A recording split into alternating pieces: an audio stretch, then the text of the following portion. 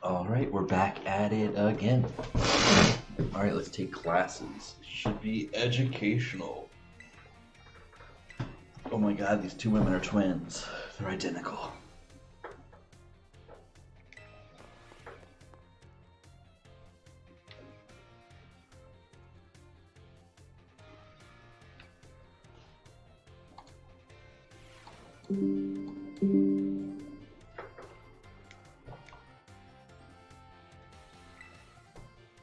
Ready to learn about how you do your hair? What kind of product do you use?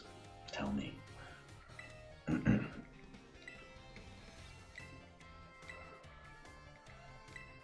Okay. I've heard this.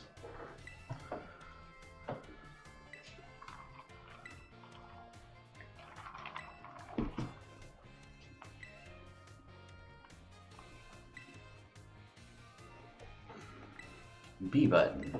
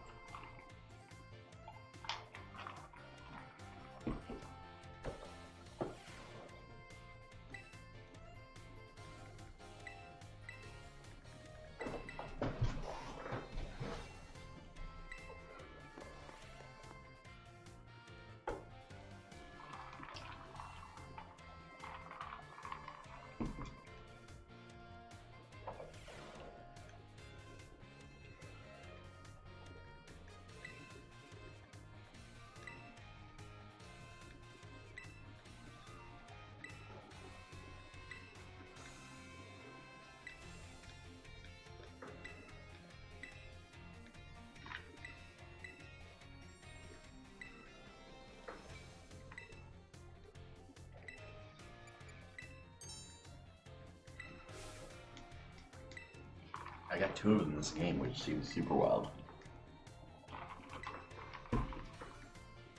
The Matsumoto method or whatever it's called, yeah.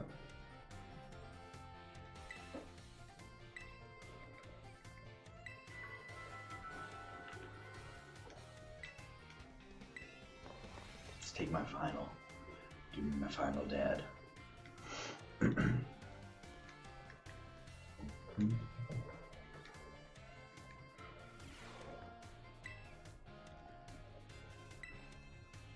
Oh, I can't do my final yet? Fair. Mrs. Time. Miss Time.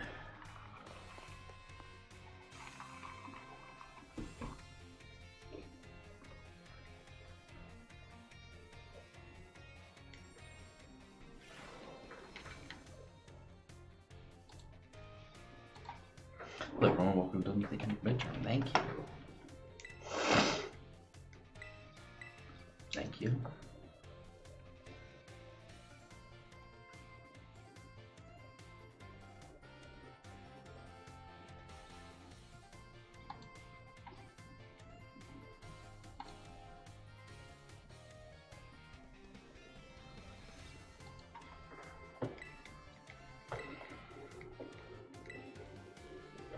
Technology, computers, and do it. He's trolling. I know he's trolling, but if I wanted to reverse troll him, no, okay. Stop. Why did you do it? Why? Hey, listen. If he wants to go there, this guy is August, you're in trouble.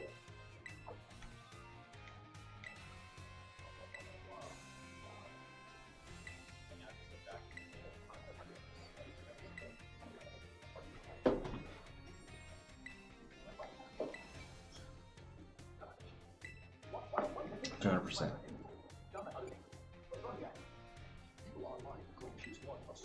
Oh, actually. No, it's I was right. It's not a joke business. It's not an old friend. Taking a hard swap will make sure that she loses all income and all they gotta use of what her revenue is. And then basically make her abuse her influence. Literally.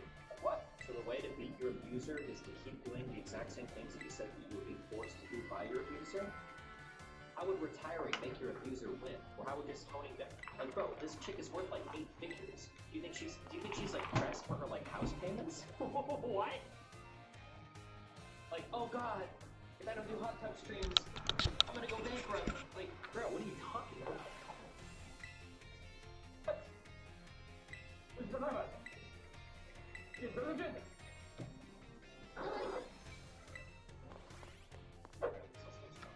What is this Destiny incel art anyway? Why is he mad? Is he mad because his girlfriend has really women in the West? Hey yo! Hey yo! Hey yo, big guy! Are you mad because your girlfriend's got 3 women in one? Why is he moaning? Jesus, man. You mad? Okay. The only issue. I'm trying to think how hard it is. Okay, let me navigate this carefully.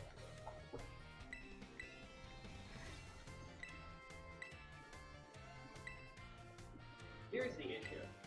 I don't know if XQC is going to go full Mitch Jones on me. Because if he wants to go back and forth through like mean insults like this, we can do it. He's trolling. I know he's trolling. But if I wanted to reverse troll him. No, okay? stop. You just We need to can be talk playful, about playful trolls. But he's not playful trolling. He's doing like the cuck jokes. He's doing like the deep Yeah, because personal. no one wants. Listen, you realize that with this stuff, everyone wants to be the last word, okay? And if you're Okay, the but last if word, he's it gonna means you're say, burning it. well, sure, but like, bro. No, see, right now we're trying to get the last word. The McLaren, bro. Come on, there's like an infinite stockpile of material for me. Okay, I guess I just let him do. No, that's not how you go. Listen, XQC, we love you. We're huge fans of XQC in this chat. In fact, when Destiny's not streaming, the #1 streamer watching is XQC, okay? So just know that we love you. Okay, I mean, That is true. he might make fun of my girlfriend for fucking other guys, but at least my girlfriend doesn't fuck guys in my own $250,000 car, okay? Why did you do it? Why? Hey, listen, if he wants to go there, Then he's gonna be a, here, I'll be him. At least I don't drive a $10,000 Honda Civic with a he can't drive at all. He doesn't have a driver's license. Stop. Yeah, I wouldn't even want to drive if I had to. Stop. Ford I'm Escort. like shadow boxing, like Imaginary XTC. Stop. Okay, we're done. That's it. I'm calling it right there. If he wants to go hard, go for it. But I feel like he's gonna. I don't want to do the thing where, because I can go as hard as he wants. It's fun for me, but he'll mold. Okay, that's the difference. Okay. Stop. Dan. One fight at a time. Stop. You're the Yeah, one I know. who's not. I got like No, 20 you people don't know. going You after don't me. know. You're provoking You don't me. know. You're instigating me right now. No, I'm telling you not to go this I'm direction. not. And you're like, and I'm like, don't go that way. Okay. You're like, I don't go that way because he's a fucking cunt. Okay. But I will destroy him because, I'm so much better. That's you. I'm like, just be like, hey, we love you, XQC. Kind of good jokes. Yeah, you got me. I did. I said it. I'm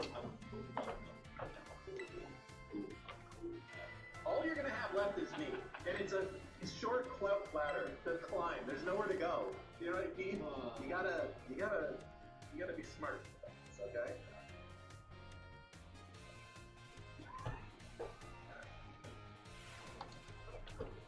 I have a challenge for all of you. Go to every computer in your house. Your mom, your dad, your sister, your brother's computer, and install them. Wait, mom. And his response was, listen, if you want to talk to them, bring them up here and put them under oath. Otherwise, shut the fuck up. Why would you make them under oath, try to answer for people that aren't otherwise? That's bullshit. And yeah, and the refusal of a lot of these guys to go under oath to answer any questions, while Trump himself has said on the trail, like, well, even if you're under investigation by the FBI, that in and of itself is a huge red flag. Like, you, dude. Oh, God, it's so crazy. How many hours was Hillary under oath for the Benghazi shit? Like 16. How many depositions did she do for the email shit, right? Like, how many, has Trump gone under oath a single time for anything relating to his accusations or anything? Like, the double standard is unbelievable. Do you understand? It's unbelievable. It's like two separate realities. When you two argue with Trumpers on the sheer number of people in Trump's orbit who have either called him an idiot or being like, what is their It's always like, I don't know what Republicans stand for anymore. Okay. I don't know what like, economically, it seems like they have nothing. And then it's all like these weird, esoteric, and culture wars topics about like Elon Musk owning Twitter and trans 4-year-olds. That's what it feels like Republicans are obsessed with. And then something inflation. I don't know what their plans are or anything, but yeah, you can tell me, what do you think? Yeah, they're going to tell you that crime is out of control, and that's all Biden's fault, which you can push back by saying, listen, we are trying to address crime with gun reform, trying to bring down gun violence. We're the ones who got gun reform on a national level for the first time in 30 years. $750 million going to support red flag laws in states, things like that. And then they're also going to pound you on inflation and say it's Biden's fault. And you can say to them, you know, it's a worldwide problem, and show me how Biden has contributed to this. And there's conservative governments like the United Kingdom that have 10% inflation, doing way But worse. 3 back-to-back conservative PMs, to his point. So you have Boris Johnson, Liz Truss, and now Rishi Sunak, and they're 2 percentage points higher, and also a G7 advanced economy. So What do you think? So what GOP wants to do. people are going to bring up things like Biden should allow us to drill on like federal lands or whatever. Have you ever heard this talking about before?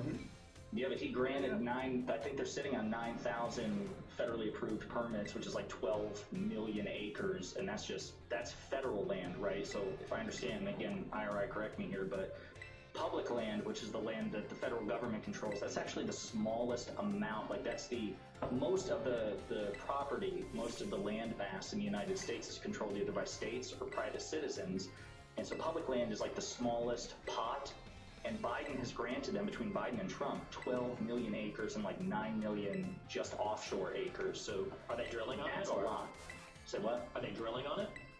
No, that's the problem. So they made the bid, they got the lease, and then the final step was the permit process. And for the permit process, you got to like fill out like a survey. So like these oil companies, like they are not only bidding on the land, but they have to do all the homework to find out whether or not the land is producible.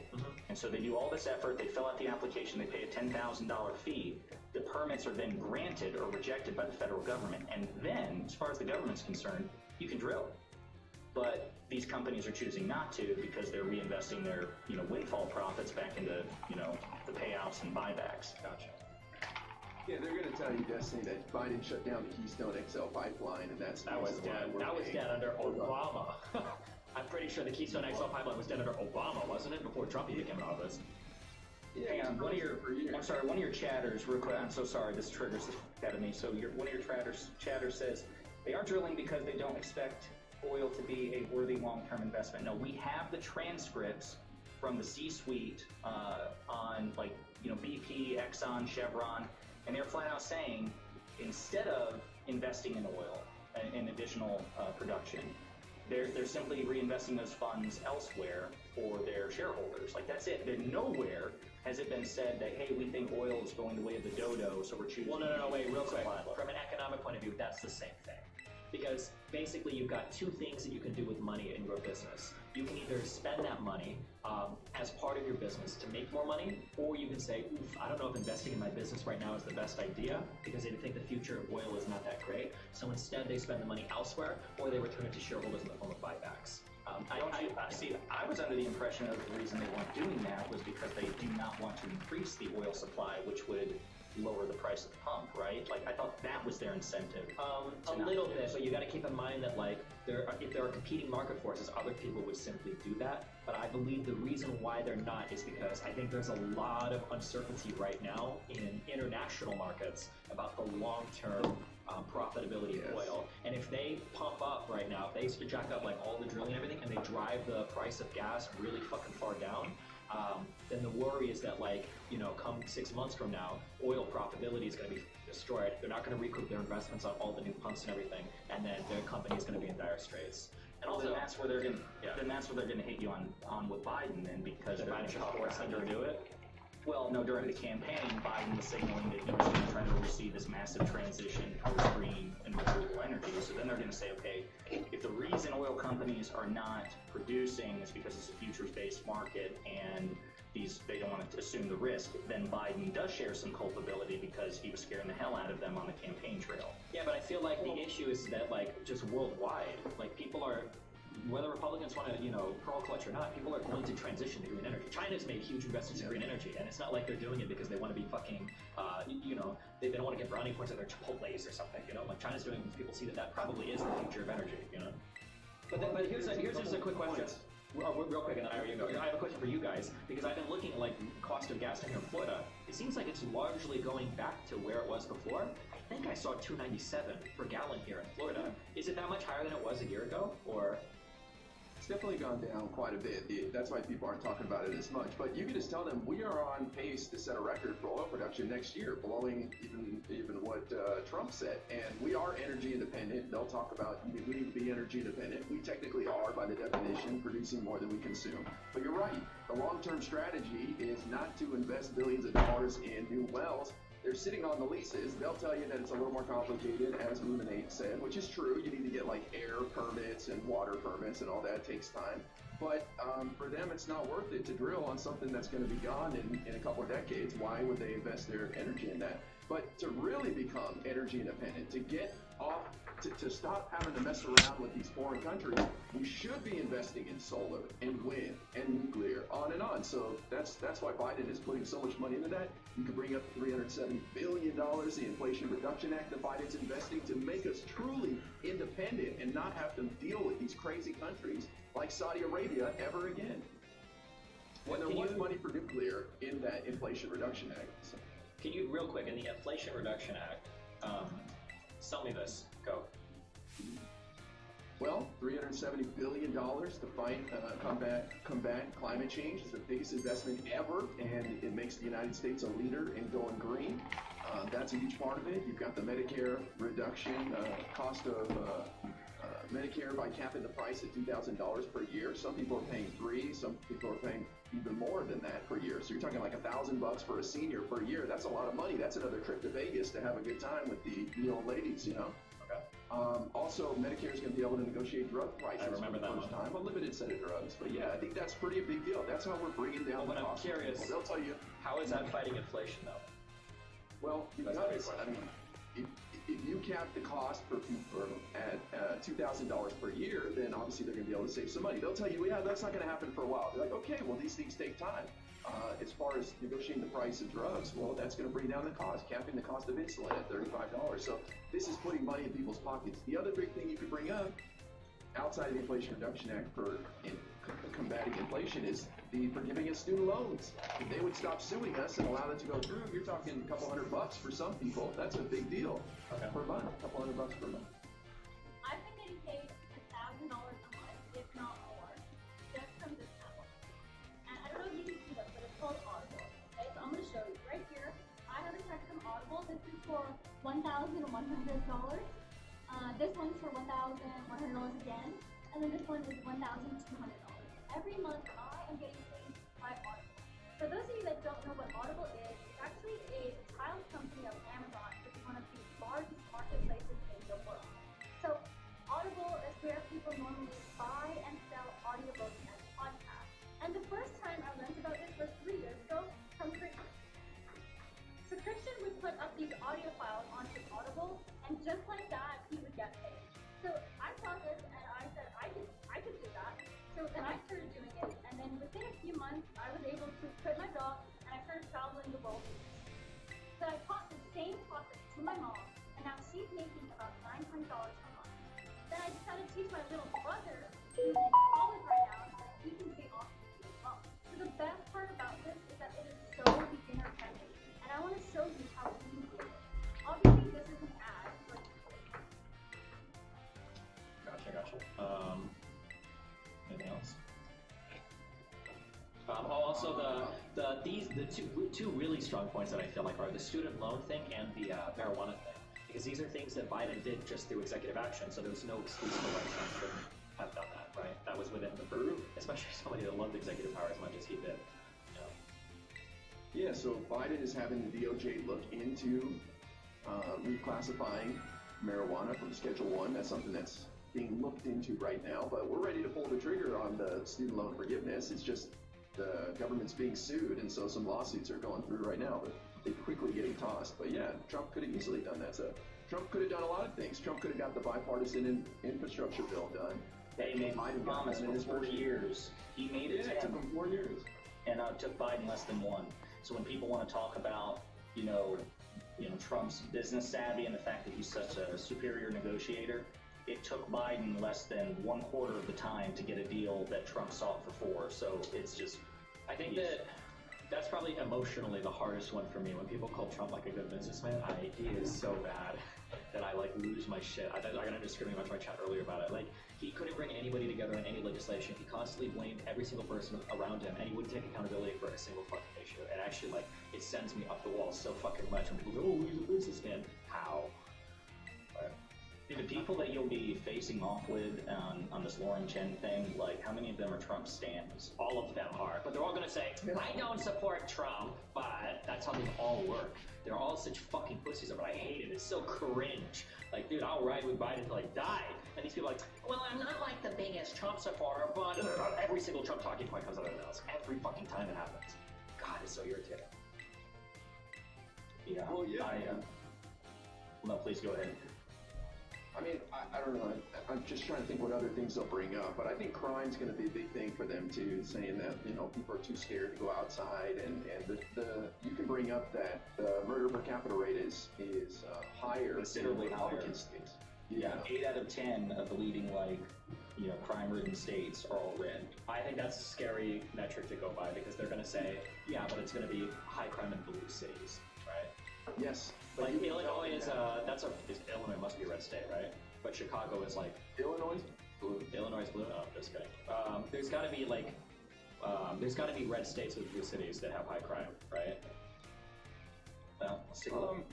Or take a look, maybe. Well, Take a look. But you I can feel really like, tell that the murder while rate we're is talking, I higher. feel like criminologically, right, that the, crime is correlated with population, right? I assume that that's the case, that generally speaking, the higher population density, or the greater the population, generally speaking, in raw numbers, you see more crime.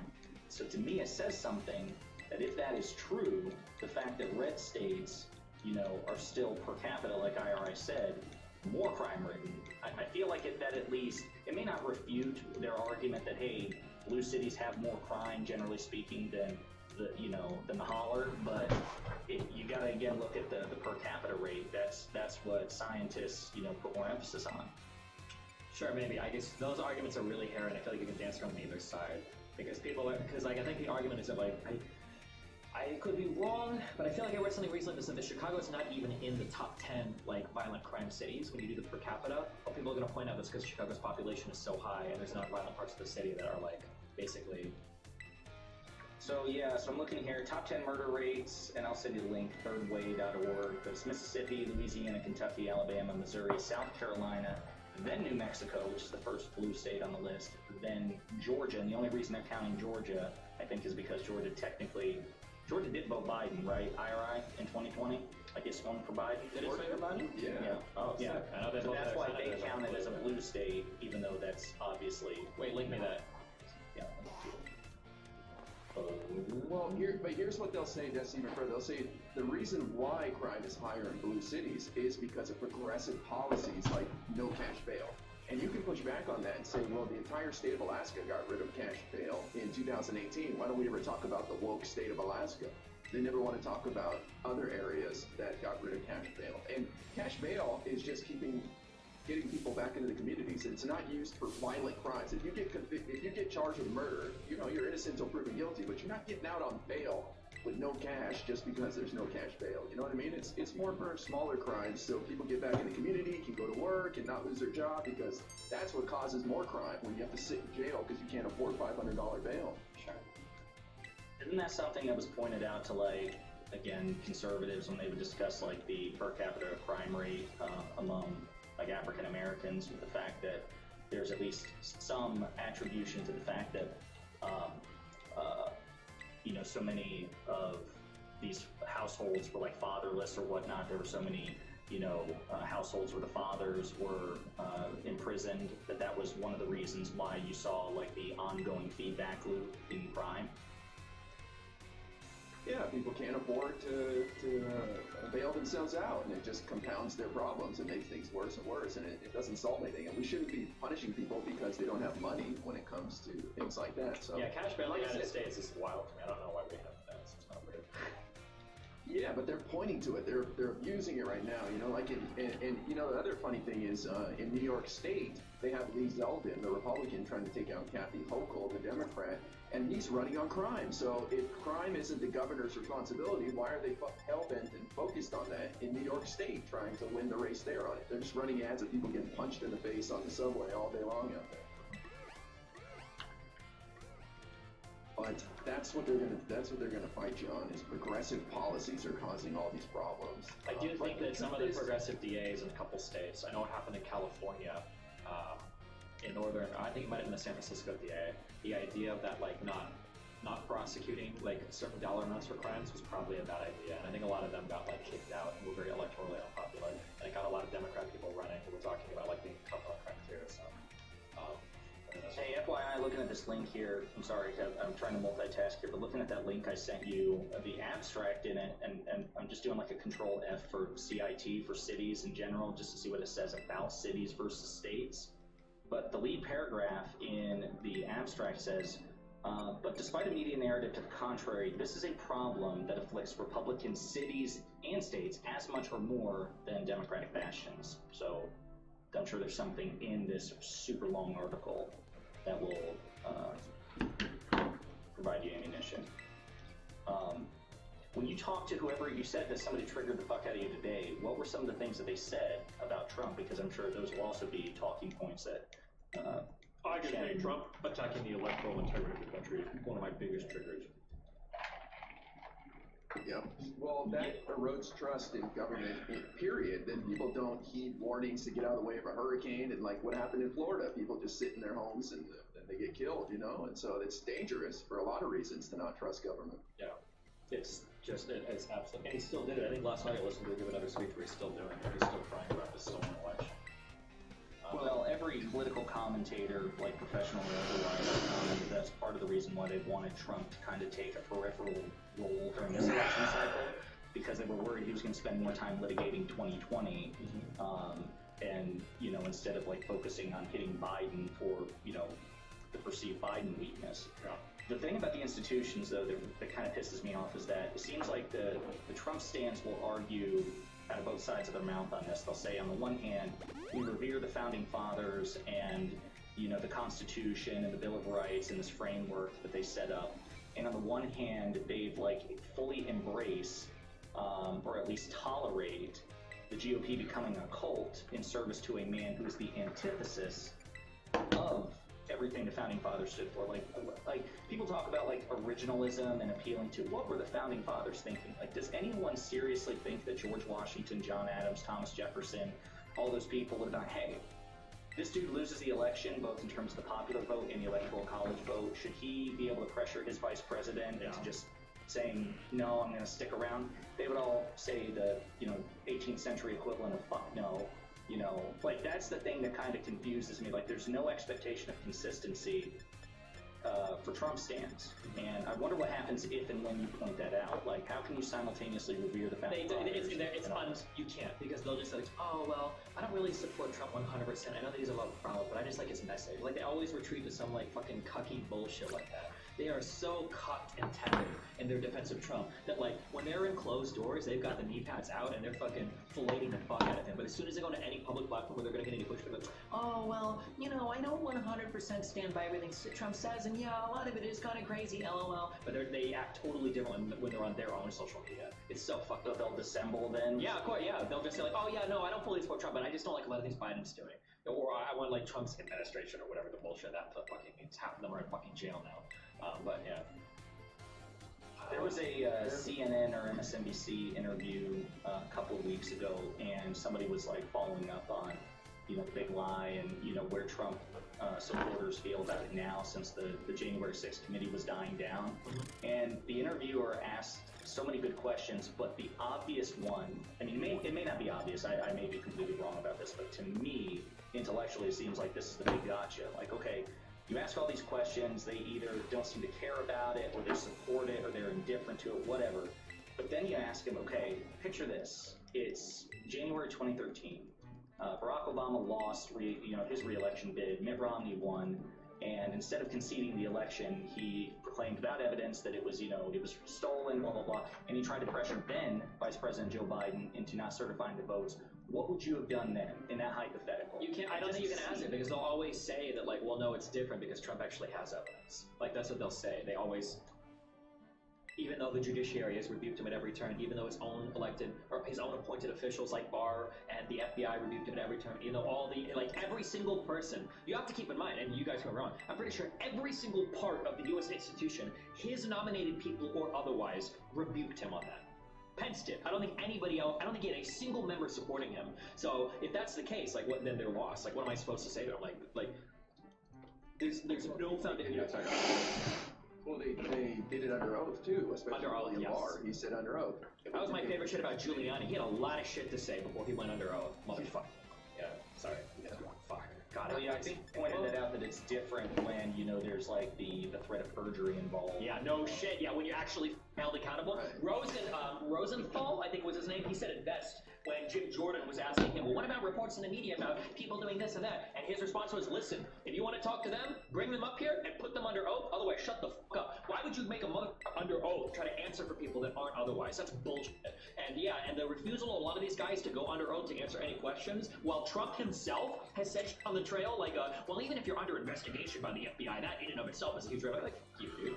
Oh, God, it's so crazy. How many hours was Hillary under oath for the Benghazi shit? 16. How many depositions did she do for the email shit, right? Like, how many, has Trump gone under oath a single time for anything relating to his accusations or anything? Like, the double standard is unbelievable. Do you understand? It's unbelievable. It's like two separate realities. IRS, didn't he like resist the subpoena? Like, didn't they issue a subpoena and he just like gave them the finger, and then they gave them the January 6th committee gave them an extension? I thought they issued a subpoena to Trump at the very end. Mm-hmm. Yeah, I don't remember the internet, but could you imagine if the documents thing had happened at Obama's fucking personal house? What just happened with the FBI fucking raided and seized shit from Trump? Can you imagine? Like, I could ask that for a million things about Trump. Could you imagine? Could you imagine? Could you imagine if Obama, a black man in the United States, had like 2 ex-fucking wives and was paying off porn stars to fuck them behind his wife's back? Like, could you imagine if he imported a wife from fucking Eastern Europe and married her and was running around? Could you imagine if his fucking son-in-law, Obama's son-in-law, all these people were nominated and put in the White House? Like, it would be unbelievable, right? All of this would be any one of these things would be unbelievable. But Trump did all of it. Like, people accuse like Hillary Clinton, all these people of like having their families under the government because like Chelsea Clinton makes a speech or does some dumb shit, and it's. Oh, sorry, I'm done. Okay. Oh, dude, they're just getting started. Watch, when the GOP takes over the House, which I think they probably will, it's a slim chance we hold on to it, but when they take over, from day one, it's going to be Hunter Biden's laptop. Yeah. There's a whole chain of custody on that. Who knows how that happened? Remember, It's gonna be the they got Hillary that emails. laptop. Yeah, that's going to be the next 2 years. It's going to be Hunter Biden's laptop. Who knows how they got that laptop, if it's even really his. The FBI's had it since the summer Trump was still in office. To be clear, I think the FBI has confirmed that it is his laptop, right? Well, yeah, but it's like, he dropped No, it they off at a confirmed- laptop repair store. And I'm sorry, did they only confirm that some of the stuff on it was his, right? They never, I don't think there's ever been like a forensic audit which says like literally everything that's allegedly on the hard drive is his.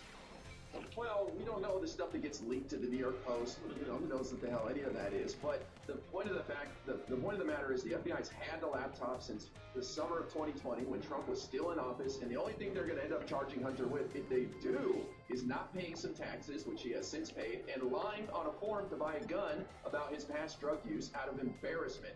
That's the worst they got on him, but they're going to spend the next 2 years trying to show that he's some criminal mastermind that has businesses around the world and is just milking everybody with the Biden crime family. But, it is what it is. Get ready.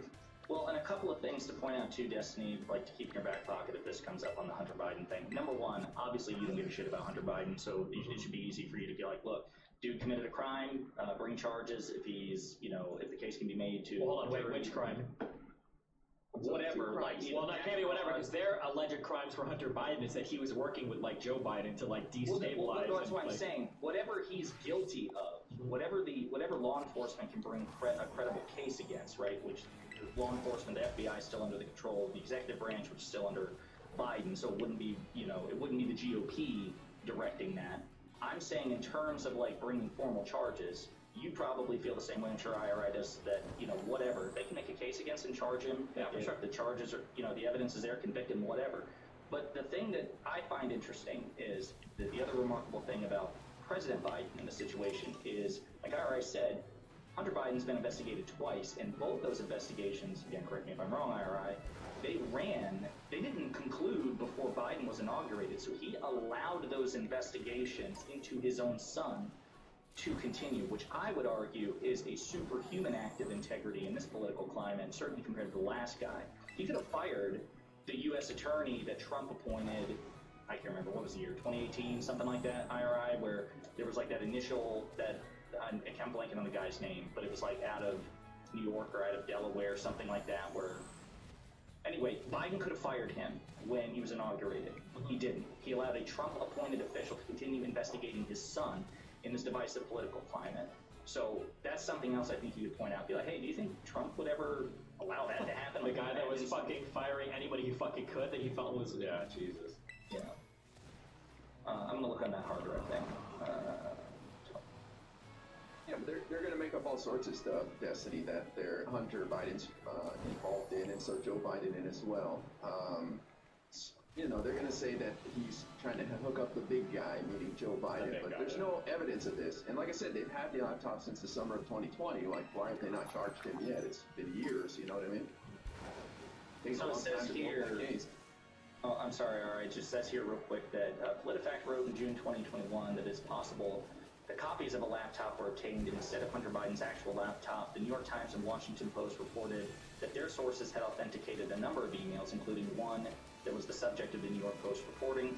No more than 22,000 of the almost 130,000 emails on the hard drive were confirmed as authentic in 2022 by two forensic analysts who independently examined the data for the Washington Post. However, the analysts could not verify the vast majority of the data. So, I mean, obviously there's clearly shit on there that does belong to him, but pun intended, the jury's still out as to whether or not that hard drive is fully his. Listen, everything I've seen from that laptop just makes me like Hunter Biden even more. Seems like a base Chad who parties with strippers and does drugs. Like, problem? Dude, I've not seen the photos. Wasn't that a thing that got your ass in trouble, Destiny? As somebody like flashed some photos of Hunter Biden on something? Yeah. Yeah. So, Yeah, I've not had the pleasure. Did you know Google makes a phone? Sure, it's beautiful, but it does things other phones can't do, which is why it has taken more items out of pictures. Introducing the newest Google Pixel phone. Switch now, get Pixel 7 or Pixel 7 Pro for free. Qualifying trade-in. The Durham. I think you're talking about Special Counsel Durham. Is that what you're talking about, Ruminating? Maybe that's it. That sounds familiar. He's a U.S. attorney, right? Well, that was the special prosecutor that Trump assigned to look into the origin of the FBI's investigation of his campaign and ties to Russia, and they found nothing, basically. So, Okay, then that's a different one. I'm thinking of something else then. Yeah, and that turned out to be a giant nothing burger Durham thing. Let me look here. Telling you. Investigations. U.S. attorney. yeah, I'm just trying to think what other talking points are going to come up with these brainworm geniuses tonight that we could fill you in on. What about, like, as far as midterms go, is there anything you feel that you'd like to know more about with the midterms, like any races or chances of the Dems taking this or that? Because it's going to be a few days. You're going to be going on there in the middle of the red mirage when they think they've won and stop the count. You know what I mean? Do you think there's going to be a lot of mail-in voting here like there was last time? Yeah, more people are using it nowadays. A lot more people engaged in early voting, and a lot more people are. But is it going to be as dramatic as it was on presidential night? What's that? Kind of a little bit. Is it going to be as dramatic as it was on presidential election night in 2020? Damn, Brandon said it was 50 million. Holy shit. Is that true? That sounds insane. 50 million what? Mail-in ballots? Maybe. I mean, like 40 million people voted early and mailed in ballots and such too. So. Okay. I'm sorry. Real quick again before I forget. It was a U.S. attorney named David Weiss that Trump appointed, and even though Biden could have fired him when he was inaugurated, the investigation or the probe into Hunter Biden was allowed to continue on his watch. And I provided the screenshot and link for you. Well, yeah, and Biden kept Christopher Wray on, who was the FBI director that replaced James Comey after he wasn't being loyal enough to Donald Trump. So I think Biden has done a lot to show that he is nonpartisan when it comes to the DOJ and trying to let them do their thing. What is Yeah. when you two argue with Trump on the sheer number of people in Trump's orbit who have either called him an idiot or like what is their It's always like deep state cope. It's always like, oh, these people were turned by the deep state or by the Mossad Jews or by whatever. There's always cope. Unless you've heard any good, I don't know. Can you Barr is one of the fiercest Trump defenders coming up, and even Barr just rebuked almost everything that Trump said about election fraud, about the voting machines. Yes. I don't know how a Trump can possibly defend the fact that almost every single person in Trump's close circle has either betrayed him or turned their back on him, or Trump has turned their back on them. You tell me, what Republican talking points have you heard? No, I mean, it's usually the equivalent of, jangling your car keys, or they'll say, they're rhinos, obviously, or, they couldn't control him, that shit. But I didn't know if you two had heard differently, because you probably have, outside of Twitter, I don't really have, intense arguments with Trumpers, except people in my family and my social circle, and it's just cult shit. But I assume that people again, Lauren Chan, Lauren Southern, actual justice warrior, that they probably have more sophisticated arguments than. No, none of them. I guarantee you, none of them tonight. I hope I'm wrong, but I guarantee you none of them will try to defend Trump. They never do. They never do. Or maybe they will before I get there, and they'll be like, oh, Trump's not perfect. But we'll see. And this is why I was saying that I think Ron DeSantis is the heir apparent, and he's starting to take up a lot more oxygen in the room, and Trump is getting a little scared, starting to give him nicknames and stuff. So I think they're starting to get behind him, because he's more focused on the future, where Trump just keeps airing his past grievances over and over Such and a over. crybaby, yeah. What was the nickname? Something DeSanctimonious. DeSanctimonious. Yeah, that's interesting. Was that from Trump? Yeah. Yeah, Yeah, he came up with that one. that was the most complex multi-syllable word he has ever used in his entire life, too. So you got to give him That's a credit. pretty good one. Yeah. Give him credit. Pretty funny. But Ron DeSantis is trying to win re-election as governor in Florida, so he can't really talk about running for president yet. But that's about to end tonight. He'll probably win, and then he'll enter the arena and let those two fight all day long. Dude, did you watch the Charlie Crist debate with DeSantis, where he flat out asked? He goes, "Hey, Ron, look at the camera, look at everybody in this room, and tell them you intend to serve a full 4-year second term as governor if you win re-election." And he was just kind of smile and just wouldn't answer the question. Yeah, that was great. That was a fantastic debate. I wish Charlie Crist would win. Did you watch any of the debates, Destiny? Did you catch any of the debates on midterm? I saw a little bit of the Fetterman Oz meltdown, but Listen, that didn't even hurt Fetterman at all. There was some polls before and after, and barely touched his approval rating or people's. that's pretty funny and pretty sad at the same time. But yeah. Well, but I would vote for him if he was in a medically induced coma. The difference between D and R, people, if you're voting because of a guy's physical competence to be a U.S. senator, I think that's hilarious. I think that's so ignorant. I think that's No, not the way. Sorry, no, not the way Republicans apply that standard. I mean, IRI's right. In this political climate, yeah, the D matters more than the R, period. Because if it really was about communicative skill and competence, then you probably would never have a Republican win an election at any time, because George W. Bush was a shitty speaker, Donald Trump was a shitty speaker, Sarah Palin was a shitty speaker, Herschel Walker's a shitty speaker, Marjorie Taylor Greene, Lauren Boebert, yada, yada, yada. For, again, every one incompetently, rhetorically incompetent Democrat, you've got 5 high-profile Republicans who are as bad, if not worse. And at least Fetterman can say, I had a stroke, and this may be temporary, and there's no evidence that it's cognitive impairment. It's just, hearing or auditory processing issues. So Okay, I gotta hear this argument though from Destiny. Do you think that there's a valid reason to vote for a guy for his physical well-being for office when it comes to such a difference between two candidates? Well, most people are going to say cognitive. At this point, I go with a batch of asparagus or a Trump, of course. But most people are going to see somebody on a big cognitive decline, and they're going to worry about their ability to lead. Right? Yeah, I guess, but I mean, they're one of two senators, and most people, I think, don't even know what a senator does, you know what I'm saying? And my big argument was, look, what skills does he need that were displayed on that debate stage, which I think he did just fine. I know people are like, whoa, and it was tough for me to watch, too. I mean, but, you know, the guy's recovering from a stroke, but what I think the big thing that people on the right are going to say, because I've heard them say this before, is they're worried about, like, shadow candidates. Like people right now are worried that like Kamala Harris is actually the one running the government, right? Because of Biden's thing. So they're gonna say with him that like, oh, there's gonna be like a secret like candidate that's actually running things behind the scenes or whatever. Like that's what people are gonna accuse. I got you. Well, then Your I was like chat Herschel is- Walker. Say, what do you think that guy's? I wouldn't trust that guy driving the car. You know what I mean? Well, no, I think he can be trusted to drive a car. It's just like it takes him automatically to the nearest abortion clinic. So, based on his past history. True though, kind of true. Like if you look at his Waze app, like the first thing that pops up after maybe the gym is a place called the Coat Hanger or something like that. So, yeah. Well, yeah. Listen, that was the past, okay?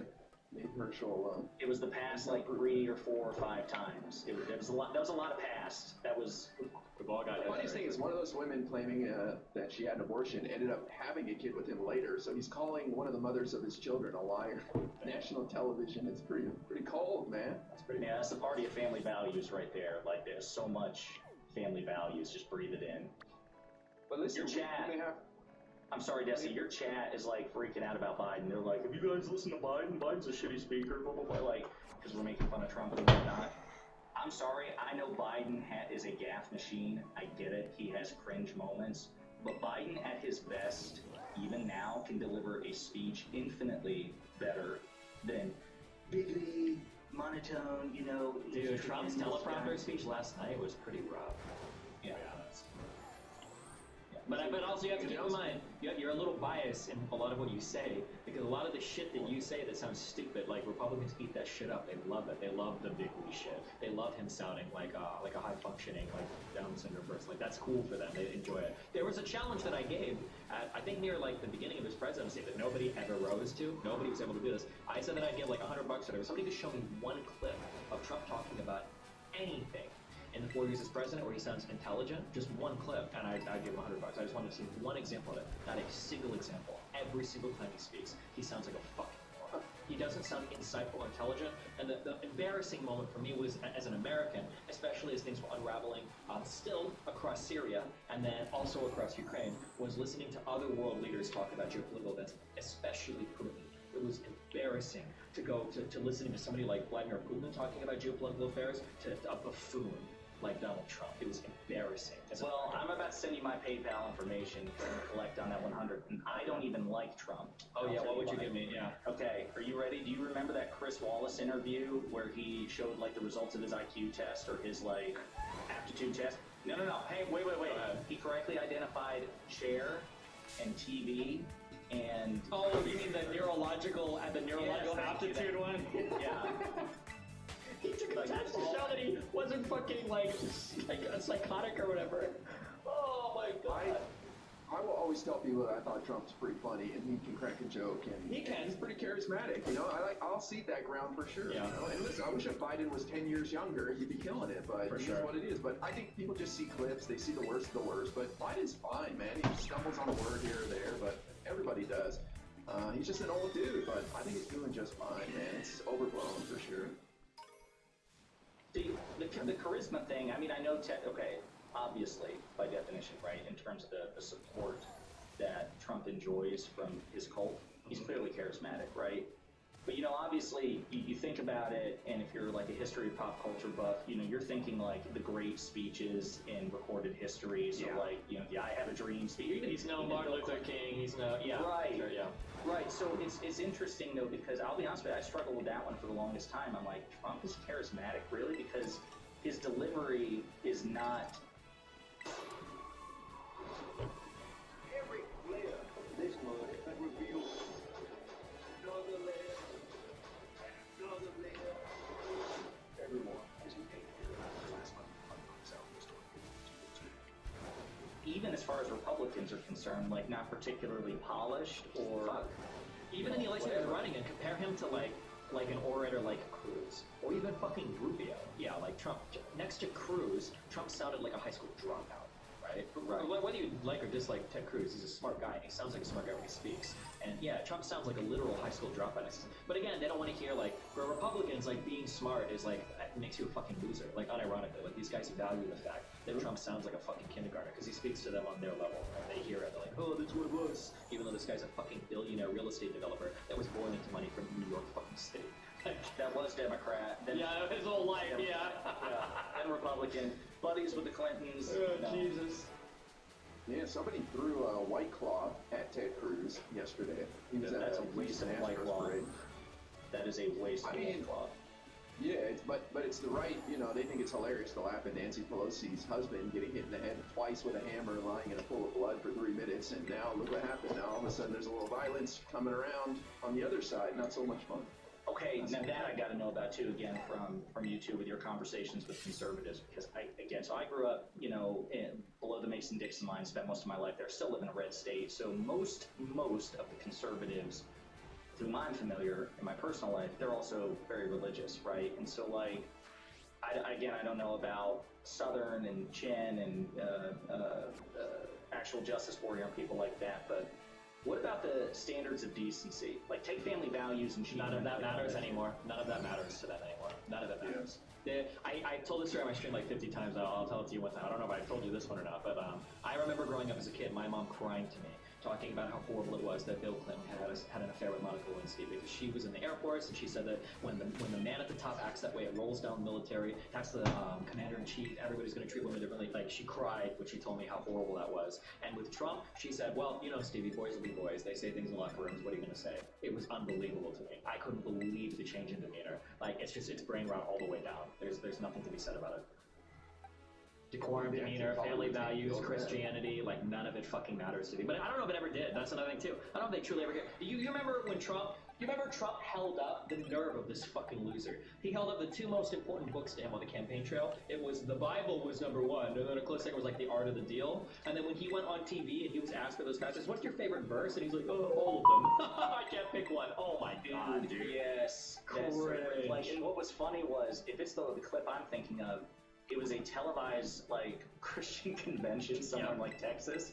And I think what was hilarious was, I think the person asking legitimately thought that Trump would be able to answer the question. Of course. They're not there to make him look bad. That's their guy. Right. It wasn't like a CNN gotcha, right? So they were like, oh, because I can't remember if it was during the campaign or it was after he was elected. There's, Mr. Trump, I know you're such a enthusiast of the Lord. What is your favorite passage? And he's like, well, it's listen, the whole book is tremendous, guys. It's just, it's just fabulous. Nobody knows more of the Bible, believe me.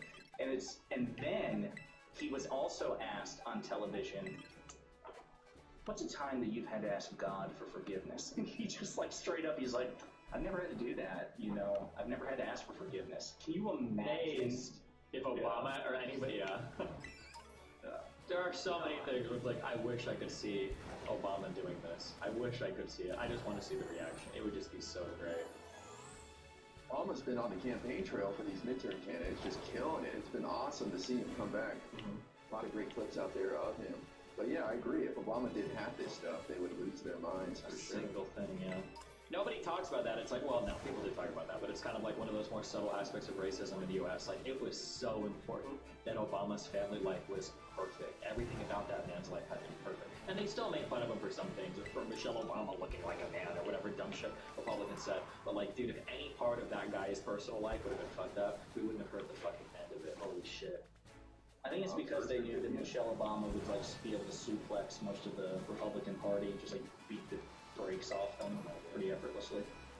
If it came down to it. If she had to square up, hold on, she would do that. I'm sorry. Destiny, so not liking all of the Bible is a bad answer? Come on, dude. Picking one passage is hard for most people of faith. Like, this is the level of, like, Trump supporters, okay? That's the level of Trump supporters in my chatter. I don't know what I could say to a person like that. Like, I don't know what I could possibly say to turn that person's mind. Are you saying you don't love all of the Bible, Destiny? Like, Jesus Christ, give me a break, dude. Nobody's asking for a book report on it. Like, even, like, if you just bullshit, like, like the first, let there be light or whatever. Like even something like that, like a sufficiently skilled improviser would be like, I'm just a big fan of like illuminating darkness into things. So like let there be light is just like so important to me. Like it's so profound when you think about it. Like something stupid like that. Instead he's like, oh well, I mean they're all so great. Yeah. Christ. Destiny actually knows nothing about Christianity. LOL. True. Not like Donald Trump, Mr. Seventh Marriage, Mr. Worldwide, Mr. fucking porn stars and paying them to shut the fuck up about it. Mr. doesn't take responsibility or accountability for anything, Destiny's not running on like the conservative ticket for president either. I'm sure if he was, he would memorize one verse and be like, that's my favorite, It's not that hard. But I'm just trying to like imagine a reinterpretation of scripture, but like with Destiny lingo, so like throwing based in there, true instead of instead of like I'm the way, the truth, and the life. Jesus shouts out true, and then that's the end of it. That'd be beautiful. See it. I thought it was funny, like Trump never even pretended to go to church. He didn't even try to appear like he gave a shit. He just said it once in a while, held up the Bible upside down or something. But nobody gave him grief at all. Like, does this guy ever go to church? Nobody ever asked. Nobody ever cared. I guess in some ways I think that's probably going to be somewhat of a positive, that like Republicans are going to have to fight on other ground now because it can't be family values. They can't possibly pretend to give a fuck about shit like that anymore, right? Dude, no, they don't care at all. Like, look at Herschel Walker. He's like, I am so pro-life. And they're like, yeah, but you had abortions. He's like, that's not true. That never happened. Well, the abortion thing, that's always been a Republican thing. The only moral abortion is my abortion. There's a name for that being. But like with the Donald Trump shit, like it can't. I don't know. Maybe. Yeah, you're right. No, they have mentioned it. Maybe they will. Yeah, he doesn't care at all. He really doesn't care. Trust me. He's gonna start saying that God talks to him directly soon. Just watch. He's making a huge announcement on next Tuesday. People are saying he's going to announce running for president, but we'll see. I don't know. What the hell happened? Because I didn't get to see that. So he scheduled an announcement to announce a subsequent, like, what was it? Was it a rally or was it like like specifically to make something? No, in true Trump fashion, 24 hours before the midterms, he took attention away from the candidates that desperately needed it by leaking that he might announce a run for president at last night's rally in Ohio. I heard Lycan talking about J.D. Vance, the Republican candidate, versus Tim Ryan. It was at a rally for J.D. Vance, the Republican candidate in Ohio. It was a tease that he was going to announce. Everybody was tuned in, but then he just said, well, I'm going to make a big announcement next Tuesday at Mar-a-Lago. So that's what happened. Yeah. Good job, Trump. Idiot. Wait, I'm sorry, because I was reading chat too. Did he said where he was going to make the announcement, or just when? Yes. He said where? He said Mar-a-Lago next Tuesday. I see. I guess I was hoping for like a reprise of Rudy Giuliani as the chief scheduler, location picker, the scout, another like Four Seasons gas station. I can't even believe that. I can't believe that actually happened. I still can't believe that. How many people okayed that? I must have been just one or two. That's unbelievable. It's unbelievable to me that that happened. There are so many unbelievable things. Dude, people are going to read about this time in history in 50 years from now and just be like, wow, that was wild. Those guys lived through that. I really do think this is one of those moments in our nation's history that will be reflected upon. And we don't even know the half of it yet. We don't know what history's going to be yet. Who the fuck knows? Yeah. They're going to charge him. I really do think they're getting close. They gave one of his close advisors partial immunity about the documents and him declassifying them and such. So that's starting to heat up. Was that Mark No, Meadows? it was Cash Patel. Oh shit, Patel might be flipping on him. That guy was. He already spoke to the grand jury. No. Oh wow. He was like the slimiest one out of all of them, in my opinion. Like just like this up-jumped, ruthlessly opportunistic guy. Like he was like some like senator's aide or something like that, congressional aide, and then he like somehow got involved with national security, and then became a special advisor. Wow. He was an aide to Devin Nunes, who was a real creep back in the first part of Trump's presidency. But yeah, he was going to be possibly CIA director. Trump was talking about kicking out Gina Haspel after he lost the election and really coming up with some crazy scheme and putting that Cash guy in. He chose not to do that eventually, but this guy said that Trump declassified everything, and so the FBI was like, okay, we'll give you partial immunity. You want to come testify about that? The weird thing, too, is that if Trump could theoretically declassify everything, and we're going to say that that's the case without speaking, Biden could theoretically just reclassify everything, right? Like the utterance of a word? Like, And retroactively. Yeah, it's like so stupid. Like, that argument was so... Again, could you imagine fucking Hillary Clinton or Barack Obama saying something like, oh yeah, we just declassified everything before we took it onto Hillary Clinton's email server? Like, couldn't she make the same argument? That like, oh no, Obama just declassified everything. So like, it's so stupid. Yeah, Obama could classify. No, but you can say Obama did before, right? Because they're in bed together, of course. They all work the same. But like, theoretically, if the Republicans want to go that route, they're like, oh, well, Trump declassified everything. Okay, well, fine, then Obama declassified everything. Hillary did nothing wrong. Like, boom, like there you go. I think not only should he reclassify things, but I think it's really important to say it's retroactive. Yeah, true. Because it's like, listen, not only can I classify and declassify things with my brain, but I, as president, control time. So not only have I reclassified it, I went back in time, Doctor Strange style, and it was classified when Trump took it home with, and then just see what happens. Sure. Sometimes I wonder if eventually Democrats should get on a bit of the trolling train. Like, Pod Save America did this thing the other day, and I do like the guys at Pod Save America, but they have a bit of the Michelle Obama when they go low, we go high thing. Hey, that's where I'm at right now, and I think you and IRI. I was listening to IRI stream, and I think you both disagree with that. Yeah.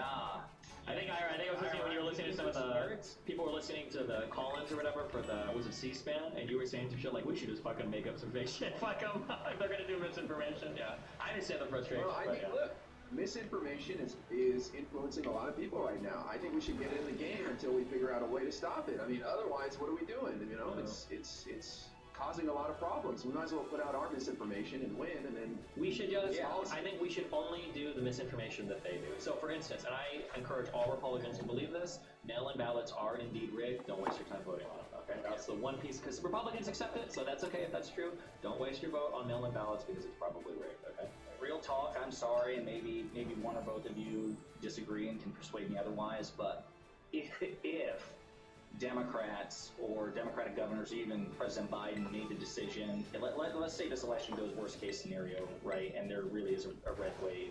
If Biden were to like call on like one series, one audit and forensic audit and recount after another just to drive the point home, like, hey, look, if we're going to erode norms, the only way norms work is if it's reciprocal, and you can't have a thing where you do whatever the hell you want and then I'm left, holding the bag here and just like constantly drawing it out. I wonder.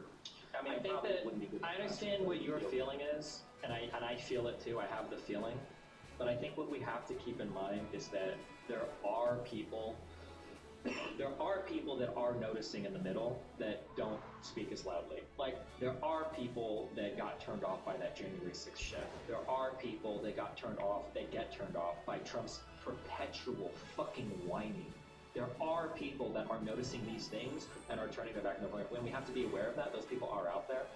And so we have to be careful when we speak that we're keeping them in mind. Even though it's hard to see, because the delusional magatards are the ones that are the loudest, that are screeching constantly about things, they are out there, and we have to be mindful of that. Yeah. Real quick, somebody in your chat, Bree, aka Sanithi, says, I am the way, the truth, and the light, based thou sayest Moses. That's awesome. That's great. The Gamer Bible, yeah. No, I'm sorry, go ahead. I kid about doing the misinformation stuff, but I think we just have to listen to their grievances and kind of make them feel better. Like, we're getting ahead of some of the election fraud complaints that are already happening today before they were closed. And so, there's ways we can get ahead of this stuff. Yeah, Trump is already on that Truth Social shit, talking about how the election is already rigged. Same thing is happening with voter fraud. It's happened in 2020. The absentee ballot situation in Detroit is really bad. People are trying to vote only to be told, sorry, you already voted. Another big voter tabulation problem. Like, he's already like on the fake election shit. Like, he's on. Like, is this the norm now? Every single time. Like, I'm trying to remember. Was it ever? Could you imagine? Hold on.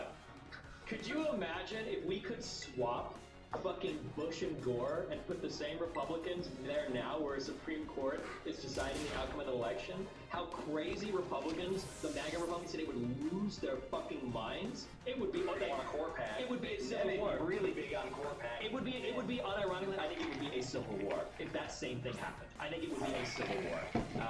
It's just like unreal. fuck, I hate them. I actually hate them so much. I really do.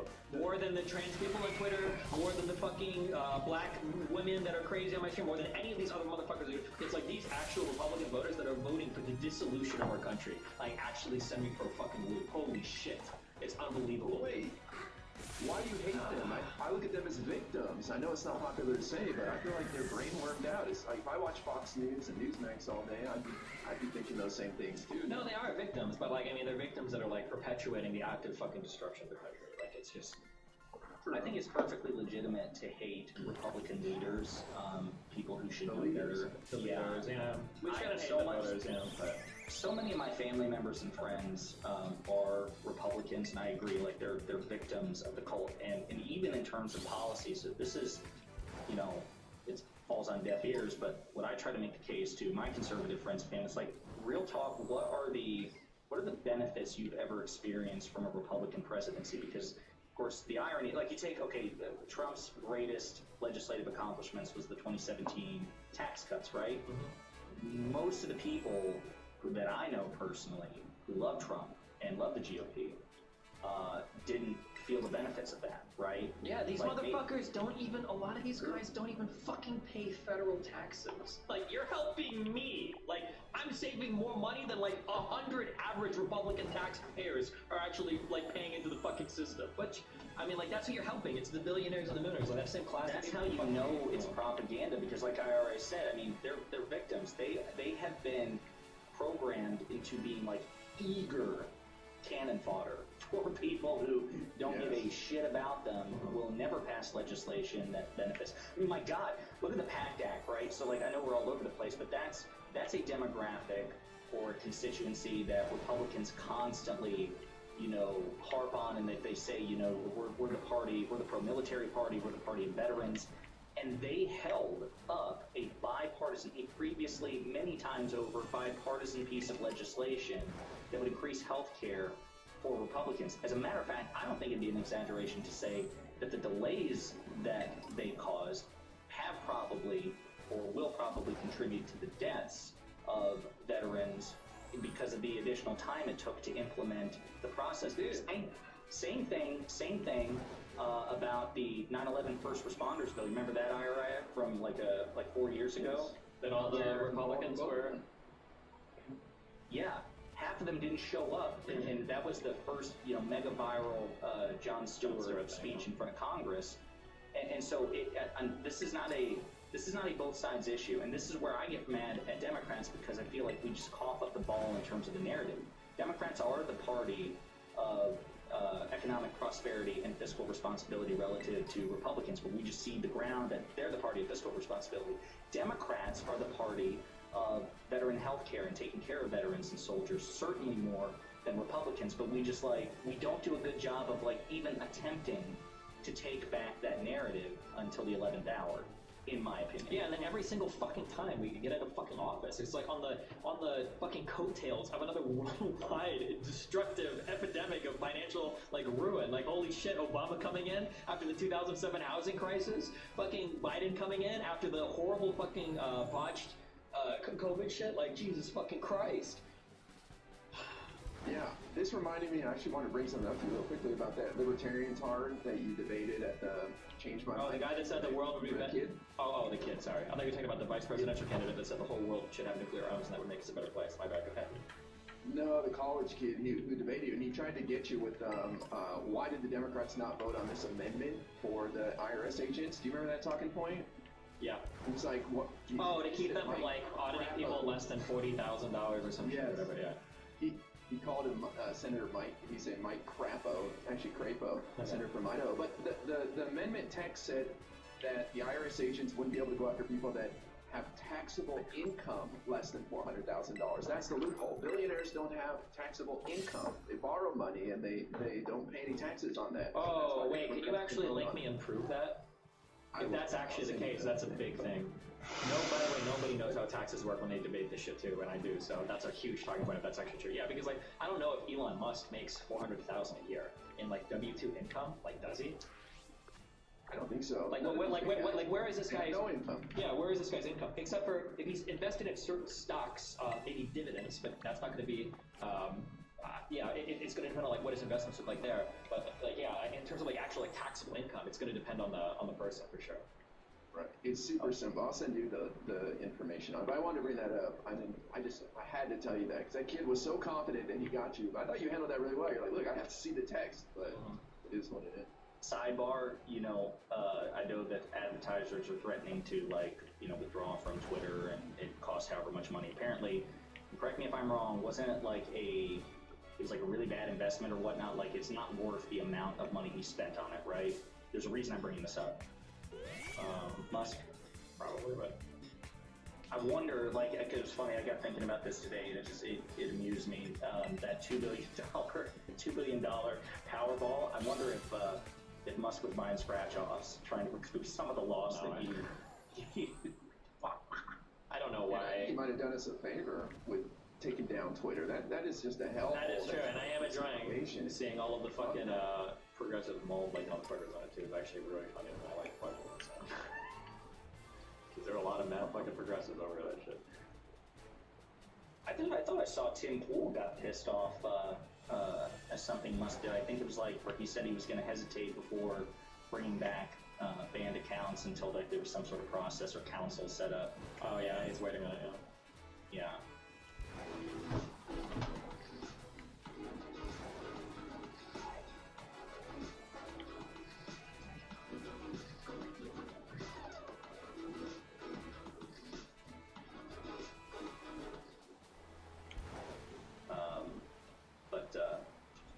I don't know, like a lot of people in your chat were talking about like how we're bitching about Trump's like personality defects or whatnot, or the double standards optics, things like that, and it's, we have no complaints about policy. And, well, there are. Sorry, yeah. go ahead. No, I was just going to say, I found that ironic because I bet the three of us know infinitely more about Trump's policy than most Trump supporters. Yeah, that's not even the people you're going to talk to. That's not even a brag though, because Trump didn't have very many policies. He was horrible when it came to passing legislation. Most of the shit he did was via executive order. Like it's not like there's a lot of Trump policy to speak highly of. And the decorum of the president is fairly important. Like, it's supremely. Yeah, like this is like literally our lead cheerleader, like our head of state. Like, of course, how they act and conduct themselves is going to be fucking important. Yeah. What about, again, something else to bring up? You know how for the longest time Trump swore, in addition to the wall, one of the big selling points was that he was going to force Mexico to pay for it. And Biden, it wasn't a wall, but Biden was able to get a $1 to $4 billion commitment from the Mexican government for border security. Mm-hmm. That's another thing Biden got done in fewer than 2 years than Trump did. Ooh, this is another thing they'll bring up is the southern border is wide open right now. Just the gates left open, nobody there, anybody can come in. That is a nice talking point they got too.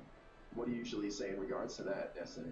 I don't know the status of the border right now. I do know that one number that I was told was a lie that I got. I thought I had an inkling it was, and then I later found out it was that there are like 2.3 million illegal immigrants coming into the country every month.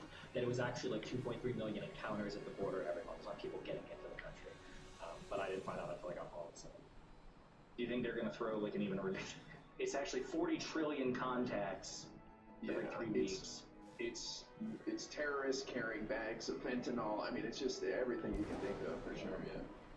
But the truth of the matter is, Biden has continued a lot of Trump policies, like Title 42, which the CDC came up with to turn everybody away to a public health emergency, and he's actually increased it to include Venezuelans now, which were the number 2 group of people that were coming over the border. So it's not exactly wide open.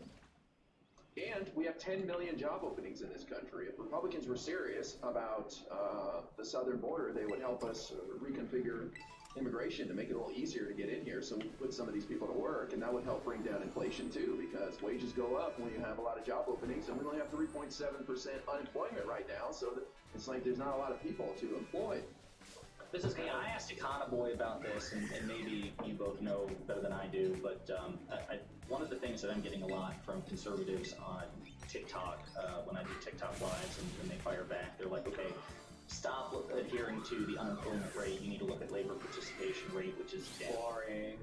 Yeah, well, I know relatively little about that. So what the hell is that? Like, what are they talking about? Okay, there are different unemployment numbers that economists use to try to track unemployment in different economies. Oftentimes, what we use is called the U3 unemployment rate. The youth-free unemployment rate is going to include certain sectors of society. It's going to disinclude, or not include people like discouraged workers aren't looking for work anymore.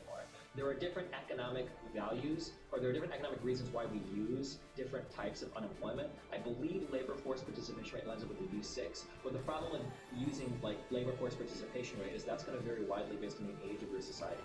So for instance, labor force participation rate includes people all up until the age of death. So as boomers retire out, that labor force participation rate is of course going to go down because you've got like retired people that aren't going to work anymore, right? The only way to bring up that labor force participation rate is going to get people that are 70, 80, 90 years old to keep working. That's just not going to be the case. Wasn't there also a case of, like, during COVID, I thought I heard this about, like, a lot of people opting into early retirement?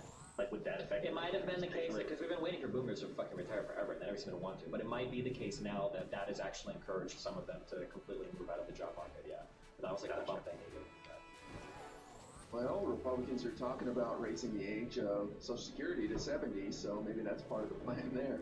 What about the sunset, like, involved with that IRI? Didn't they, there again, I'm kind of losing track of the information, because I thought initially it was like every 4 or 10 years they wanted these entitlement programs to sunset, and then I thought I also heard it's actually supposed to be every year, that some Republicans are proposing that, you know, it basically has to be re-upped every year. Am I making that part up, or?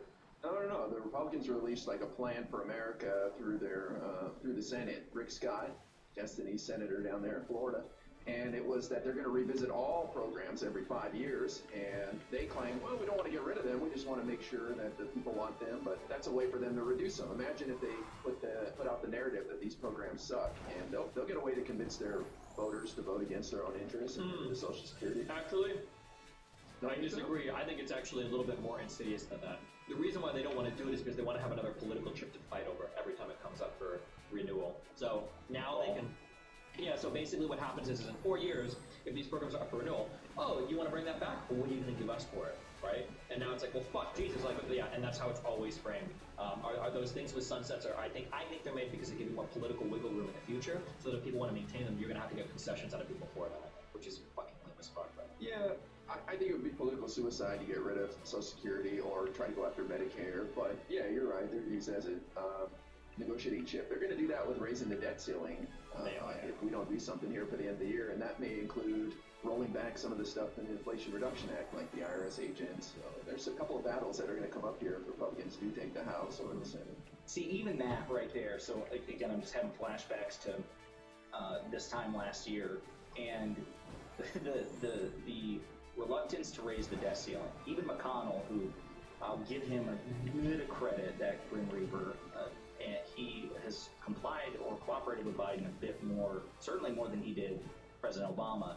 But the fact that he was going to try to make Democrats try to single-handedly raise the debt ceiling instead of providing the votes, that is huge, right? Because we could have defaulted like that. This never happened before in the history of the United States. We can't default in our debt. It would be it's unfathomable that would ever happen. And if it did, and the fact that they even threaten that is, to me, that's the thing about this new version of the GOP. Like, there's shit that we've honestly, all three of us, have forgotten about, and then the more like one of us says something, it triggers us. This one memory, which would sink the Democrats. Any one of these issues would have sank the Democrats. Like, can you imagine if Harry Reid threatened to let the U.S. default on its loans, or what that shit show would look like, and how he would be punished at the ballot box? We hold Republicans to different standards.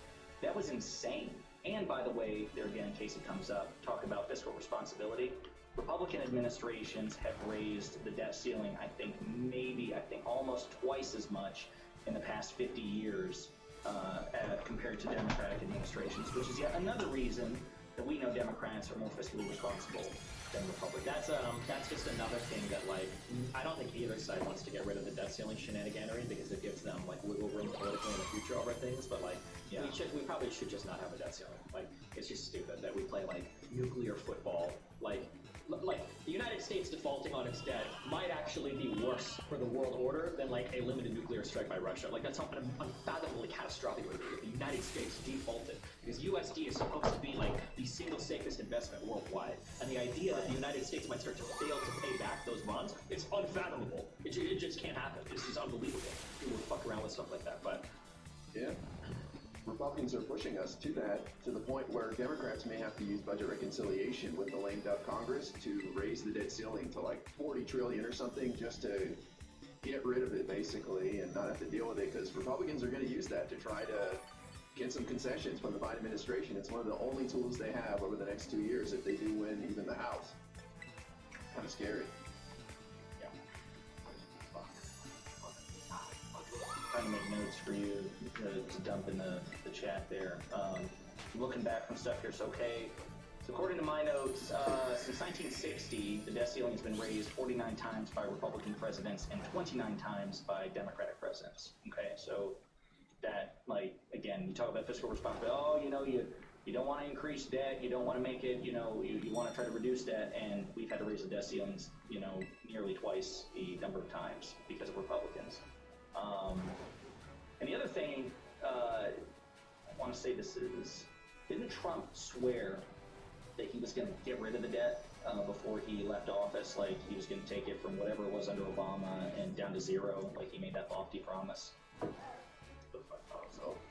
I think so. Did he actually say that he was going to get rid of the debt, or did he say he was going to I think he was going deficit? He was, let's see, Trump wiped out. Added $7 trillion to the debt over the course of his So much administration. deficit spending, dude. Unbelievable. And now it's the Democrats' problem. We gotta trim the fat now. So unbelievable. Let's see, we can't send another politician to the White House. Trump tweeted, that takes me back, in July 24, 2015. A few weeks after he announced his candidacy for the presidency, several months before the 2016 election, Trump pledged he would be able to eliminate the national debt, then around $19 trillion, over a period of 8 years. He didn't get his 8 years, so I guess maybe he was on the path. I'm sure he was on the way to doing it, okay? Like IRI said, I think it was like the single biggest contribution in terms of raw dollars to added to the debt under Trump's 4 years than any other president in a comparable time frame. Like, it's insane. He didn't just add a wee little bit, he added like a historic amount. Is this working right now? What?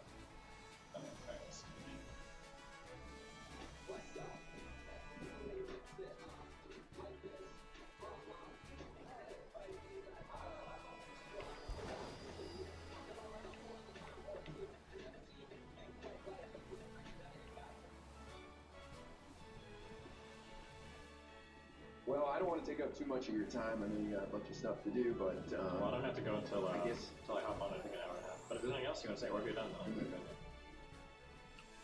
no, I just think it's fun to hear like your thoughts on what's to come in the future. Like, what do you think it's going to be like under these Republicans? I'm assuming you're on the boat that they're going to win tonight, and All the predictions I all say. hell breaks loose, or what?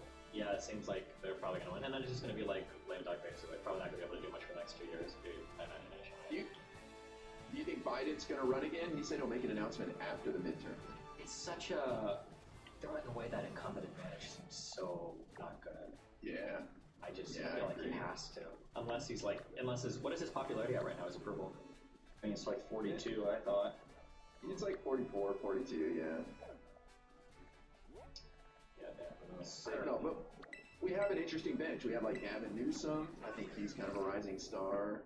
Some people are talking about this Josh Shapiro guy who's running as Democratic candidate for governor, probably going to win tonight in Pennsylvania. I don't know. There's some interesting people. Like Gretchen Whitmer in Michigan. Any of these people get you fired up? Or I just haven't looked enough into their platforms to know or whatever. I've only heard really, really bad things about Newsom, but I lived in Huntington Beach, which is a conservative area of Southern California, so everybody on the radio shit talking, oh, fuck, yeah, wait, never mind, yeah, we live in similar areas, right? Dude, the radio down there is so conservative. There's a lot of Blue Lives Matter flags flying around in those Huntington Beach neighborhoods. Or like, oh, yeah. They have blue line shit? Yeah, holy fuck, yeah. Supreme and I went and knocked on doors in Katie Porter's district last weekend. Dude, so let's talk about that. I'm sorry, let's talk about that for a second. Where is she in that race? Because the last I heard, it was a dead heat. That would suck. Yeah, it's a toss-up, but like Destiny mentioned, it's a pretty conservative area, and it was just flipped in 2018, so there's a lot of angry middle-aged conservatives out there that want their country back, you know what I mean? But Katie Porter is the third most prolific fundraiser in the House, just behind Nancy Pelosi and AOC. So I think she'll be okay. But it was interesting going out there knocking on doors, and the funny thing was, like, we were only knocking on doors of Democrats. But it would be like 19-year-old female in this nice apartment, and there's no way, unless she's a crypto entrepreneur, that she can afford this. So, like, the parents are going to answer, and they are not Democrats, so it was really awkward a couple of times. They're like, we're not interested at all. Yeah. So, okay. There also were some people protesting outside of Katie Porter's office, and I went right up to them. I was like, I love Joe Biden. They were like, you're a fucking communist, blah! They got all riled up. It was like when we went to the Trump rally in Beverly Hills. It was fun. You two went to a Trump rally in Beverly Hills? We almost got killed, yeah. Yeah, I can't believe you're still here right now. That must have been, like, when was this, in 2020 or 2016? Oh, it was the weekend before the election in 2020, and we went to the Lions Den. It was awesome. We pissed off the whole rally. Well, it wasn't a Trump rally. It was like a pro-Trump event, and it was just That sounds like a cult. I don't think there are any, like, moderate, like, Trump events from what I can tell. It's like, it's all hardcore, right? Like, they drink the tea, the Kool-Aid, excuse me. Pretty bad. The one thing that we should talk about too is the fact that you talk about institutions. So Trump, now again, you guys might have to correct me on this, but I thought Trump drafted an executive order where it was before he left office, and he just never implemented it for whatever reason. Either he was discouraged from doing it, but where it was going to recategorize most federal employees as like Category F or Schedule F employees, which would basically make them at-will employees of the president. So he'd be able to fire people like Fauci, and apparently it's difficult for the president. Like, he has to have cause to fire quite a few of these career bureaucrats. He doesn't have, you can't just demand everybody's resignation. But after COVID and some of the pushback that he got from the administration, and obviously from election officials and whatnot, that he was attempting to make the executive branch at-will employment, so he could fire anybody who disagreed with him. That's scary shit. Like, this is pretty weird. Yeah. I don't know if that's how he'd actually end up doing it, but yeah, I'm pretty sure it was Category F or Schedule F employees. Listen, Trump had a lot of plans for that second term. He was pretty upset. He was trying to break up NATO. He had a lot of things on his list. how do you respond to people that say like Trump would be doing better on fucking Ukraine despite being like a fucking NATO skeptic? Well, I think he was actively trying to break it up. I mean, he was saying we're going to withdraw money from it, and and now Biden has become a leader of an empire, as Nick Fuentes said. I thought that was kind of based. Yeah, he is the leader of an empire with NATO, and he got Sweden and Finland to join. I mean, it's incredible what he's done. And also, we've hobbled one of our biggest adversaries, one of the biggest irritants in the world, Russia, by funneling money and weapons to Ukrainians, and bless their hearts, they're willing to fight, and Russia's been shown to be a paper tiger now on the world stage. So, and that's all with Biden's leadership. I think he's done a fantastic job. Sure. I wonder what, I don't know, what deterrence or like impact like this is having on like Xi Jinping in China. Like, obviously, China in a lot of ways is in better shape than Russia, but if I'm not mistaken, Russia, at least on paper, we talk about a paper tiger, still had like the second biggest and, according to experts, the second most powerful conventional military in the world. I wonder if the fact that Russia is doing so poorly on the world stage, and like you said, IRI, in large part because of what the U.S. has been able to mobilize in the West, do you think that is, factoring into China's calculus? Like, they don't seem to be as conventionally imperialist, right? So it's less of that territory. China is just a way better country than Russia in almost every way, right? They're more economically stable. They've got a better future ahead of them. I don't know if China wants to be as involved in this kind of like shenaniganery like Russia does. They already have like a massive kind of empire. It's a huge country. They've got like economic prosperity. They're manufacturing powers of the world. They've got projects working all across the world, across Europe and Africa. I don't know if China wants to be as involved. Yeah, they're doing that new Silk Road initiative, right, where they're basically, funneling a ton of money into to Africa and other parts of Asia, if I'm not mistaken. Yeah, and they also have like their own internal conflict and everything too. So I don't know. I think Russia's kind of on their own with this like wild shit. Well, it wasn't the conventional wisdom that they were going to be, there's some foreign policy experts would say that, yeah, okay, the U.S. is still the world's remaining superpower, but you know, the line from some foreign policy experts a couple of years ago, at least before what's going on in Ukraine, was that in many ways China and Russia are still competitors, that they're near peers of the U.S. between great power and superpower status, and that alliance the two of them have, you know, would be like a really big counterweight to the U.S. And I haven't been following the Ukraine thing like, you know, obviously like Dylan Burns and others have, but I thought I was reading that China has been kind of distancing themselves from Russia since this happened. Am I wrong there, or are they still maintaining like a close relationship? I thought that they were. I mean, my guess is going to be that China probably doesn't want to like deal with or sign off on like this kind of wacky shit. Like that's probably not what they're all about. They're probably more interested in like people just kind of like working together diplomatically and not like the weird fucking Russian war shit. I don't think it benefits them very much. Yeah, I think China signed off on Russia destroying Ukraine in a week, like they thought they would, and then when that didn't happen, China's like, oh, okay, that's not good. But China and India are the ones that are buying the oil now from Russia, so they're keeping them afloat. And that's it why benefits them economically to do so too. So of course they will, right? Yeah. But, I mean, that's why people think Russia will not use a nuke, because that will really isolate them from China, and even testing a nuke in Siberia or something like that as a threat to the world, that would really isolate them from China and India.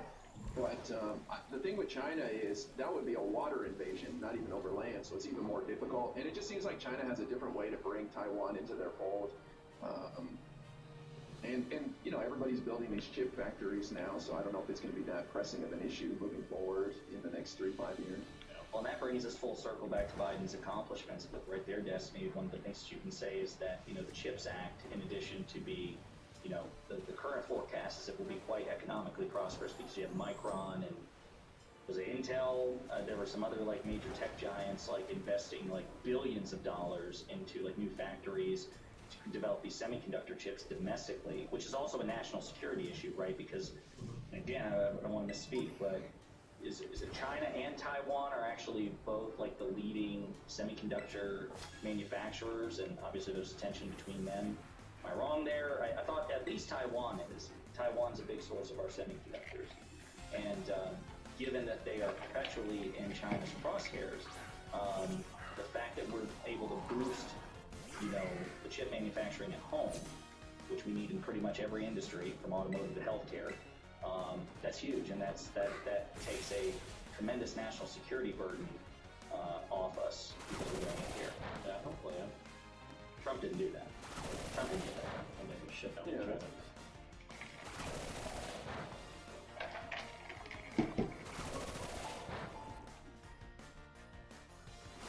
Bringing the manufacturing back here, which has been huge, and that's just the government's investment. Private industry is going to invest a lot too, and also like the Inflation Reduction Act, the government is investing in solar panels and credits for cars and all that, but private industry is going to invest too. So, yeah, I mean, the CHIPS Act was huge.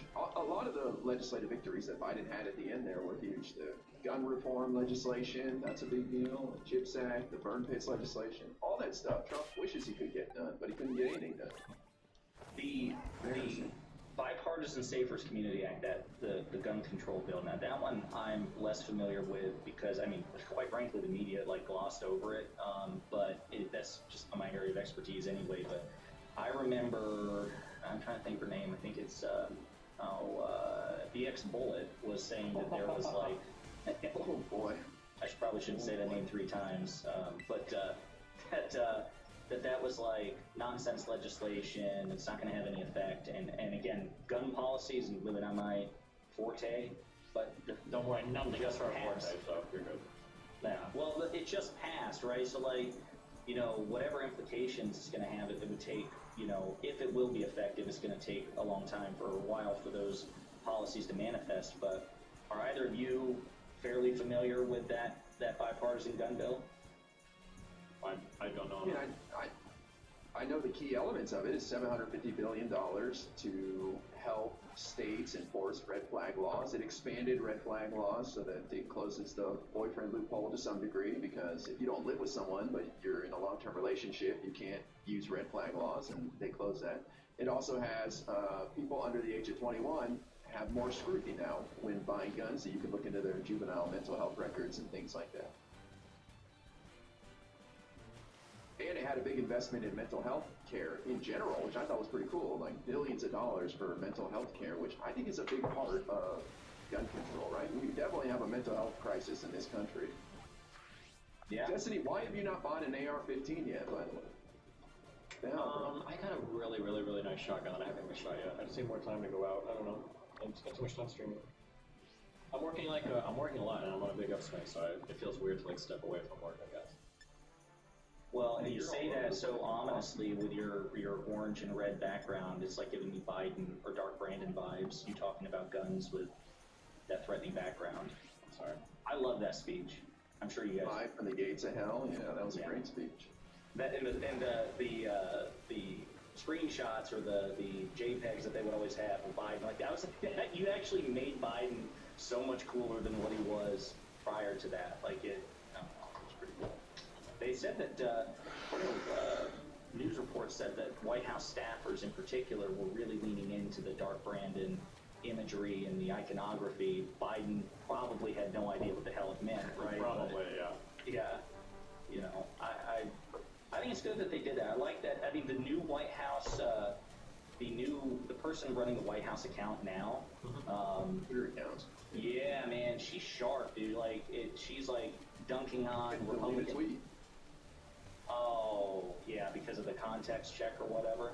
Oh wait, which one was that? It was about jobs, Yeah, wasn't it? Or unemployment? No. It was about the largest increase in Social Security benefits is thanks to this administration. Which was It's actually tied to what's that? That wasn't technically true, right? No, it's tied to CPI, which is the inflation index, consumer price index. But Biden to credit, that's because of me. But it's true, it happened under his administration, technically, right? But they deleted it because it got fact checked over on Twitter. But that's badass. I want to push that envelope. That's what I'm talking about. That's that misinformation angle that I'm talking about, Destiny, right there. You're thinking we're putting out conspiracy theories. I'm just talking about pushing the envelope a little.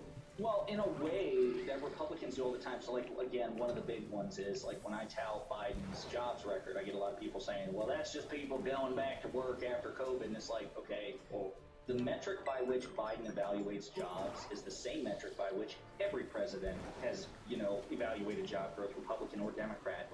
Why would we make some sort of special caveat or asterisk for Biden and Trump that we would never do for any other president, and that no president would ever do for a Democrat? Like, sorry, I don't know. I just, to me, that's where, I don't know about the misinformation thing, but it's like, I do believe that we have to reject certain double standards and try to reshape narratives, because like even the myth of the liberal media, you look at any mainstream outlet, even MSNBC, from time to time, but Reuters, AP, CNN, they're as likely to trash Biden as praise him, right? Because they're motivated by sensationalism and clicks. They're nowhere near as ideologically driven as Fox News, OAN, Newsmax, and then, of course, the big conservative commentators online. They do not. The mainstream liberal media does not close ranks around Democrats to cover for them in the way that right-wing media does for conservatives. It's just never been the case. There's a double standard. Yeah, I can believe that. I mean, there's a whole group of people out there that don't want to accept reality, and right-wing media steps in and says, hey, listen, we were all cheated and we were all wrong. I think it's to their detriment, because if you don't revisit why you failed, if you don't do a post-mortem and figure out, hey, what did we do wrong, then you're doomed for failure in the future. And that's why I think MAGA's going to fail over time, because Trump's just sitting here harping on it. It was all stolen from me, meaning I did everything perfect, just the system failed me. And that's not a recipe for success in any environment, in anything you pursue in life. Yeah, I always kind of had that feeling, is that, like, I feel like eventually, if it hasn't started to already, there's going to be a lot of people that are just turned off by the crybaby-ness, because he's such a crybaby. Yeah. He whines so much. Pathetic. Well, that's why I think Ron DeSantis also feels it. The guy's 44 years old. He's talking about trans kids or and all the issues, the red meat they want, while Trump is sitting there harping about 2016 Hillary's emails crap. Nobody wants to hear that. Yeah, that's my kind of issue. It's super cringe. It's boring. Will they bring up cancel culture, do you think, in your conversation with them tonight? I don't know. Because I don't know what the topic is, if it's just like midterm discussion. I mean, if they are, like, I feel like, as much as I think actually Elon has valid points about, like, being able to ban people from in person, I'll just clown him for the Elon shit. Hell yeah. To me, it's interesting because I feel like it's just we're constantly told that cancel culture is this leftist construct, even though Republicans and conservatives have done it since time immemorial and would absolutely do it again if they were the quote-unquote dominant cultural power. Yeah. And I don't think any of them own that. Like, I don't think any of the people that you're going to be sparring with have said, yeah, you know what, this is a genuinely both sides issue. And conservatives do not have the moral high ground here. They just kind of pretend that,